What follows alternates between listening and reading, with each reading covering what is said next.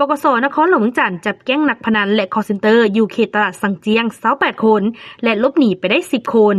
ป้องกันความสงบนครหลวงเวียงจันทร์รายงานว่าวันที่2กรกฎาคม2026เจ้าหน้าที่แผนกตำรวจป้องกันเศรษฐกิจป้องกันความสงบนครหลวงเวียงจันทร์ได้รับแจ้งจากพลเมืองดีว่า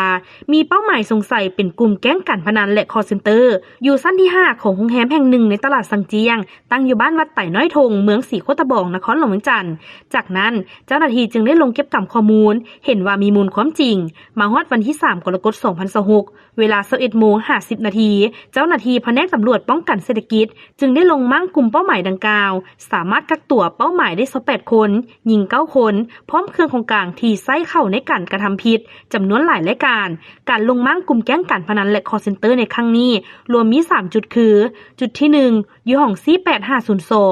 พบเห็นพวกเกี่ยวกำลังเล่นการพนันและถ่ายทอดสดออนไลน์ไพ่นกกระจอกเทพสามารถกักตัวเป้าหมายได้28คนยิง9คนสัญชาติจีนมีหนังสือผ่านแดน1คนบ่มีหนังสือผ่านแดน27คนยึดเครื่องของกลางได้โน้ตบุ๊ก1หน่วยโทรศัพท์45หน่วยโต๊ะพนัน3หน่วยหนังสือผ่านแดน2หัวบ่แม่นของผู้ถูกสงสัยที่เจ้าหน้าที่กักตัวและ10เหรียญพนันจำนวนหนึ่ง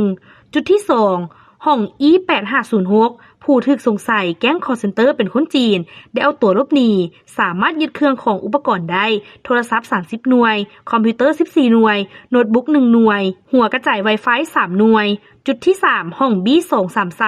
ผู้ถูกสงสัยแก๊งสแกมเมอร์คนเวียดนามสร้าง Facebook ปลอมเพื่อส่อโกงจำนวน10คนหญิง2คนได้เอาตัวหลบหนีสามารถยึดเครื่องของกลางได้คือบัตรแรงงานของประเทศกัมพูชาออกสื่อคนเวียดนามจำนวน10บัตรคอมพิวเตอร์25หน่วยโน้ตบุ๊ก7หน่วยโทรศัพท์22หน่วยปรินเตอร์1หน่วยหัว Wi-Fi 1หน่วยแป้นพิมพ์คีย์บอร์ด27อันโต๊ะ15หน่วยตัง30หน่วยปัจจุบันเจ้าหน้าที่แผนกตำรวจป้องกันเศรษฐกิจได้กักตัวเป้าหมายไว้คุ้มขังชั่วคราวห้องตำรวจป้องกันความสงบนครหลวงเวียงจันทร์เพื่อสืบสวนสอบสวนขยายผลหาตัวโป้ตัวการและเฮ็ดให้ปัญหาดังกล่าวมีความกระจ่างแจ้ง